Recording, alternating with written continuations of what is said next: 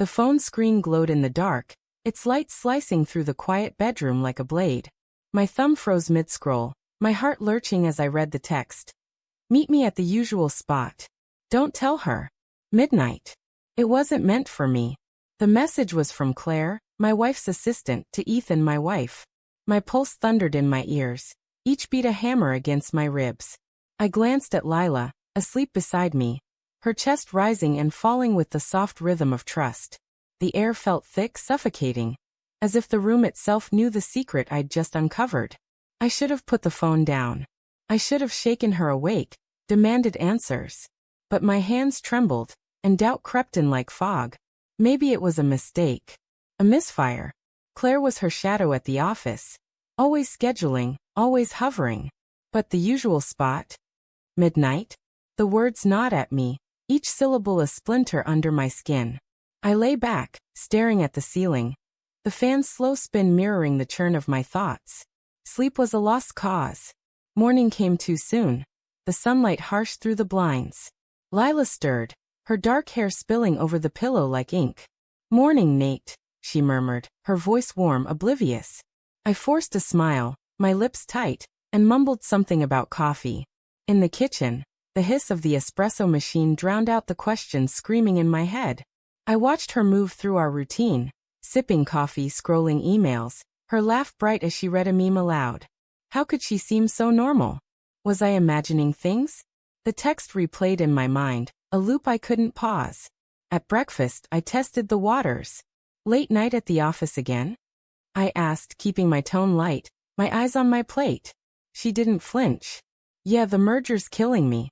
Claire's been a lifesaver, staying late to sort files.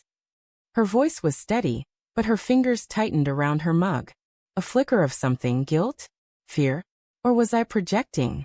I nodded, my throat dry, and changed the subject. The day stretched ahead, each hour a tightrope I wasn't sure I could walk. By noon, I was unraveling. I called in sick to work, claiming a migraine, and drove to Lila's office downtown. The city buzzed around me, horns blaring, pedestrians weaving, but all I could hear was that text, its words branded into my brain. Her building loomed, all glass and steel, a monument to her ambition. Lila was the youngest VP at her firm, a fact she wore like armor. I parked across the street, my car a shadowed vantage point, and waited. For what, I wasn't sure. Proof? Absolution? Claire emerged first, her red coat a slash of color against the gray sidewalk. Then Lila, her stride confident, her phone pressed to her ear.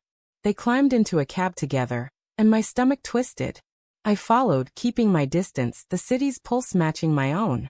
The cab stopped at a cafe, one we'd never visited together. Through the window, I saw them sit close, their heads bent, hands brushing as they passed a tablet back and forth. A work meeting, I told myself. But Claire's laugh was too intimate, Lila's smile too soft. My chest ached, a hollow pain that spread like frost. Back home, I pored over her phone again while she showered. No new texts from Claire, but I found others. Older ones, buried in a thread labeled work notes. Can't wait to see you tonight. You make this bearable. My breath hitched. The dates stretched back months. Each message a breadcrumb leading to a truth I didn't want to face. I scrolled until my eyes burned. Each word a cut deeper than the last. When Lila emerged, wrapped in a towel, humming softly, I nearly broke. You okay? She asked, her brow furrowing. I nodded. My voice lost somewhere in the wreckage of my trust. Dinner was a performance. I cooked, her favorite lemon herb chicken, hoping routine would anchor me. We talked about her day, the merger, the usual. But her words felt rehearsed, her glances too quick.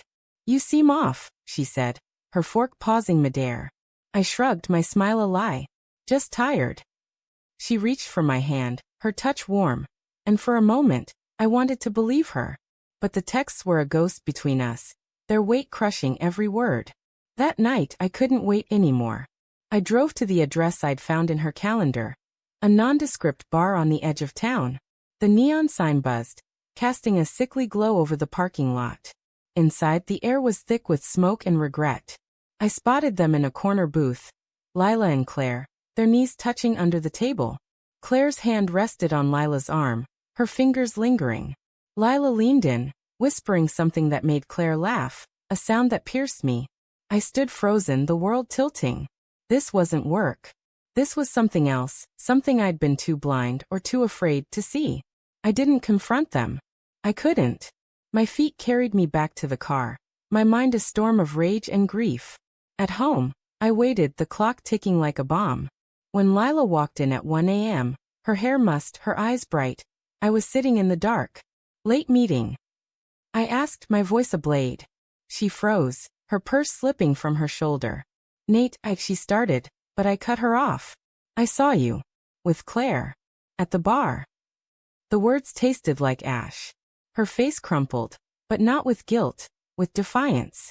You followed me, she snapped, her voice rising. You don't trust me? I laughed, a bitter sound. Should I? Meet me at the usual spot. Midnight texts, Lila? Months of them. Her eyes widened, then narrowed. She didn't deny it. Instead, she stepped closer, her voice low. You don't understand. Claire, she gets me. She sees me. Not just the VP. Not just your wife. The confession hit like a fist. I wanted to scream, to beg, to understand. Instead, I asked how long. She looked away, her silence louder than any answer. Since the promotion, she whispered finally. 6 months. 6 months of lies, of stolen moments, of a life I thought we shared. I sank onto the couch, my world unraveling. Why? I asked, my voice breaking. She knelt before me, tears in her eyes. I didn't mean to hurt you. I love you, Nate. But I love her too. Her words were a knife twisting. Love. She loved us both. I saw it then, the late nights, the work trips, the way she'd pull away when I reached for her. All the signs I'd ignored, rationalized, buried. I wanted to hate her, to hate Claire, but all I felt was a bone-deep ache. What now? I asked, my voice hollow. She shook her head, no answer to give. The next morning, she was gone. A note on the counter. I need time. I'm sorry. The house was too quiet, the emptiness a mirror of my heart. I sat at the kitchen table, her coffee mug still there, lipstick smudged on the rim. My phone buzzed, a new text from an unknown number. She's with me. Let her go. Claire. I stared at the screen, my anger flaring, then fading. Lila had made her choice. And in the silence, I realized the truth. The betrayal wasn't just hers. I'd betrayed myself, clinging to a love that had already slipped away.